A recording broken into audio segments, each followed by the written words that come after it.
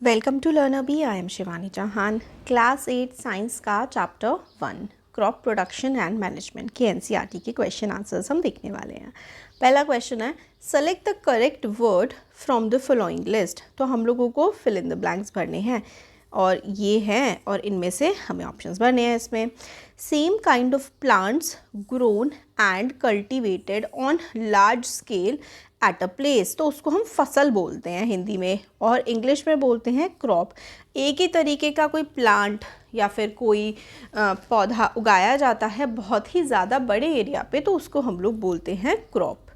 Next है first step before growing crop is. तो crop grow करने से पहले सबसे पहला स्टेप होता है प्रिपरेशन। बेसिकली किसी भी चीज़ के लिए हम लोगों को प्रिपरेशन करनी पड़ती है। खाना बनाने के लिए भी पहले तो प्रिपरेशन करनी ही पड़ती है, राइट? एग्ज़ाम के लिए भी तो preparation. Damage seeds would dash on the top of the water. तो जो ख़राब सीड होते हैं वो हल्के होते हैं, इसलिए वो फ्लोट करने लगते हैं। फ्लोट करने लगते हैं यानी कि ऊपर तैरने लगते हैं पानी के। For growing a crop sufficient light and light चाहिए होती है ना, वाटर चाहिए होता है, water and nutrients from the soil. तो लाइट चाहिए होती है, वाटर चाहिए होता है और न्यूट्रिएंट्स चाहिए होते हैं क्रॉप को अच्छे से ग्रो करने के लिए। तो ये हम लोगों ने क्वेश्चन 1 जो था उसके फिल इन द ब्लैंक्स देखे और ये ना इंपॉर्टेंट है, काफ़ी एग्जाम में रिपीटेडली आता है, पूछा एग्जाम्स में। नेक्स्ट क्वेश्चन है हमें कॉलम को मैच करना है, ये भी बहुत इम्पॉर्टेंट है। खरीफ क्रॉप्स कौन कौन सी होती हैं? तो जो 1 वाला है वो ई से मैच होगा।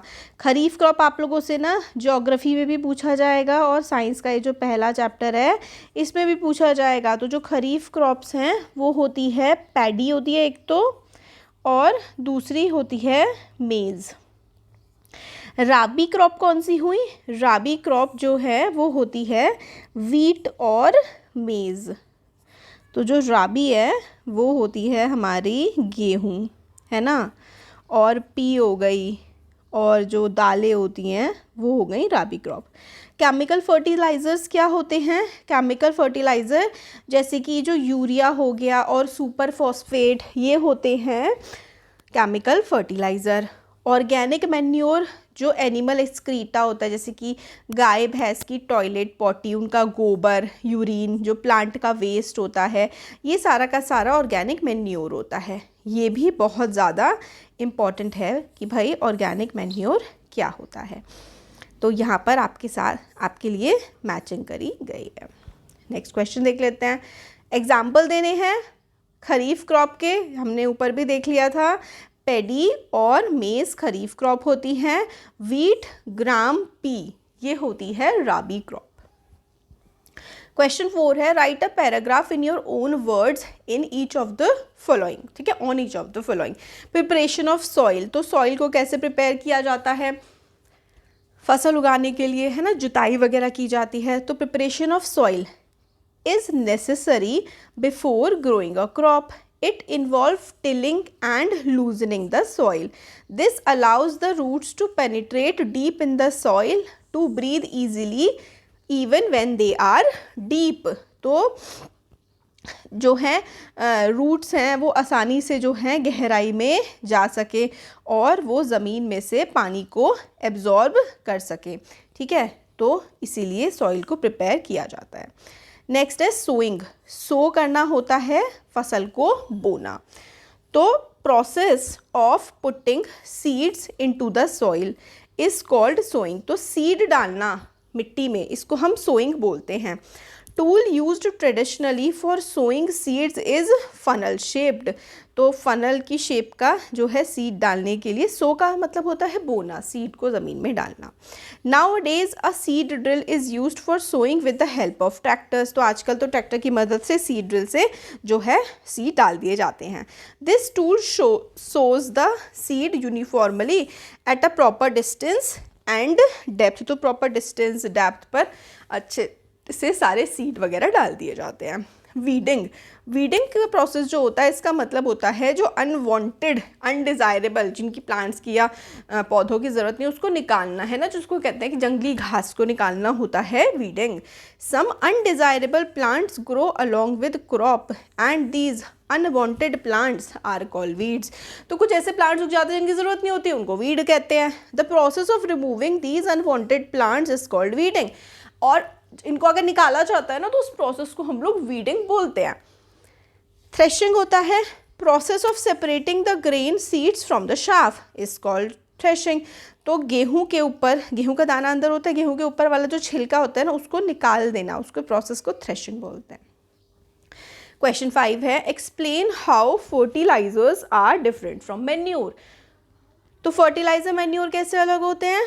तो आंसर है फर्टिलाइज़र एक इनऑर्गेनिक सॉल्ट होता है, यानी कि केमिकल्स का आर्टिफिशियल होता है, ये लैब्स में बनता है। Manure is a natural substance obtained by decomposition of cattle dung, human waste and plant residue. तो जो फर्टिलाइज़र होता है वो इनऑर्गेनिक सॉल्ट होता है, लैब्स वगैरह में, फैक्ट्री में बनता है। मैन्योर जो है, जैसे जो गाय का जो गोबर हो गया और प्लांट का जो वेस्ट, पत्तियां गिर जाती हैं है ना प्लांट से वगैरह, ये सब मैन्योर होता है। फर्टिलाइज़र फैक्ट्री में बनता है। Manure can be prepared in the field. Manure खेतों में ही बनाया जा सकता है। Fertilisers do not provide any humus to the soil. Fertiliser कोई ह्यूमस नहीं प्रोवाइड करते हैं, बट मैन्योर तो ह्यूमस, लॉट्स ऑफ ह्यूमस, और लॉट्स ऑफ ह्यूमस प्रोवाइड करने से सॉइल की क्वालिटी को भी मैन्योर्स बहुत अच्छा इंप्रूव करते हैं। Fertilisers are very rich in plant nutrients like nitrogen, phosphorus, potassium. But fertilisers में नाइट्रोजन, पोटेशियम, फॉस्फोरस वगैरह होता है। और manure is relatively less rich in plant nutrient. Manure natural होता है ना, तो नेचर में बहुत ज़्यादा नहीं मिलते हैं है ना, और ये आर्टिफिशियल होता है। नेक्स्ट देखते हैं व्हाट इज़ इरिगेशन। सिंचाई है ना, पानी देना पेड़ों को, इरिगेशन होता है। Describe 2 methods of irrigation which conserve water. तो आपको 2 मेथड्स बताने हैं इरिगेशन के जिससे पानी भी बचता हो। तो आंसर है supply of water to crops at regular intervals is called irrigation. Methods of irrigation which conserve water are drip irrigation. Here water goes drop by drop directly into the roots. This method is very useful as it conserve water and also help in avoiding weed. तो drip irrigation, drips लगा करके, नलियाँ लगा करके, बूंद बूंद करके पानी दिया जाता है, ड्रिप इरिगेशन होती है। Sprinkler system, this method is used mainly in uneven land where sufficient water is not available. ऐसे करके स्प्रिंकल किया जाता है ना, स्प्रिंकलर के थ्रू। द परपेंडिकुलर नोज़ल, इस तरीके से नोज़ल होती है और वो पानी छटका रही होती है, वो घूमती रहती है, ऐसे गोल गोल गोल गोल घूमती रहती है। On the top are joined to the main pipeline at regular interval. When water is allowed to flow through the main pipe under pressure with the help of a pump, it escape from the rotating nozzle, it get sprinkle on the crop as if it is raining. तो ऐसे करके crop पर ही गिरता है जैसे कि बारिश पड़ रही हो, गोल गोल घूम घूम करके। ये ना अलग से भी आ सकता है कि what is drip irrigation, what is sprinkler system, तो अच्छे से करके जाएगा। क्वेश्चन 7 है, if wheat is sown in the kharif season what would happen. Kharif season में वीट उगाओगे तो खराब हो जाएगा भाई। Wheat may get destroyed if sown in the kharif season because of unfavourable temperature, pest and adaptable condition for the plant to grow. Kharif comes during rainy season, hence it is not a wise idea to grow wheat in the kharif season. Kharif बारिश वाला मौसम होता है जब बारिश पड़ती है, और जो वीट यानी कि जो गेहूं होता है उसको ठंडा मौसम चाहिए। बारिश के मौसम में तो गर्मी वाला मौसम होता है, उमस होती है। वीट को ठंडा मौसम चाहिए और कम पानी चाहिए, बारिश और गर्मी चाहिए होती है चावल को। नेक्स्ट है, explain how soil get affected by the continuous plantation of crop in a field. अगर आप बिल्कुल भी सॉइल को खाली नहीं छोड़ेंगे, फील्ड को खाली नहीं छोड़ेंगे और लगातार उसमें फसल उगाते रहेंगे तो मिट्टी की न्यूट्रिएंट वैल्यू कम हो जाती है। तो आंसर है देखो, plants require nutrients for their growth. Plant को अपनी ग्रोथ के लिए न्यूट्रिएंट की जरूरत होती है। Without optimum nutrients plants will die. अगर उनको सही न्यूट्रिएंट नहीं मिलेंगे तो प्लांट नहीं चल पाएंगे। Continuous plantation of crops result in the depletion of certain nutrients like nitrogen, phosphorus, potassium, etc. तो कंटिन्यूस आप क्रॉप को उगाते रहेंगे तो नाइट्रोजन, पोटेशियम, फॉस्फोरस ये सब कम हो जाता है सॉइल में. This results in decrease in yield due to loss of nutrients. Hence there should be a gap between crops in order to get a good yield. तो अगर हम रेगुलरली किसी एरिया पर फसल उगाते ही रहेंगे तो उससे क्या प्रॉब्लम आने लगेगी, जो न्यूट्रिएंट्स होते हैं ना सॉइल में अवेलेबल वो अच्छे से नहीं मिलेंगे प्लांट को, और इसकी वजह से फिर हम लोगों को आर्टिफिशियल फर्टिलाइजर्स वगैरह डालने पड़ते हैं. तो इसलिए एक फसल आपने उगाई उसके बाद थोड़ा गैप देना चाहिए ताकि सॉइल रिप्लेनिश हो पाए, उसमें न्यूट्रिएंट्स फिर अच्छे से आ पाए. नेक्स्ट है what are weeds, how can we control them. Weeds होते हैं अनवांटेड और अनडिजायर्ड प्लांट्स जो होते हैं, उनको हम लोग वीड बोलते हैं. In field, many other desirable plants may grow naturally along with the crop. These undesirable plants are called weeds. तो जो ऐसे plants होते हैं जो एक्चुअली फसल के साथ ना एक्स्ट्रा उग जाते हैं, उनको निकालने की ज़रूरत होती है क्योंकि फिर वो सॉइल का न्यूट्रिएंट्स एब्जॉर्ब कर रहे होते हैं. तो जो अनडिजायरेबल प्लांट्स होते हैं उनको हम वीड बोलते हैं. Weed can be controlled by methods called weeding. तो जो खराब प्लांट्स वगैरह हैं उनको मतलब निकालने का जो प्रोसेस होता है उसको वीडिंग बोलते हैं. Tilling before sowing the crop helps in uprooting and killing weeds, which may then dry up and get mixed with the soil. Weeds are also controlled by using certain chemicals called weedicides. तो weeds basically जो जंगली घास होती है, undesired जो plants होते हैं वो weed होते हैं, और आप उसको कैसे निकाल सकते हो, हाथ से खींच करके भी निकाला जा सकता है, और कुछ दवाइयाँ केमिकल्स वगैरह का यूज़ करके जिनको weedicide बोलते हैं उनके इस्तेमाल करके भी weeds आप निकाल सकते हो.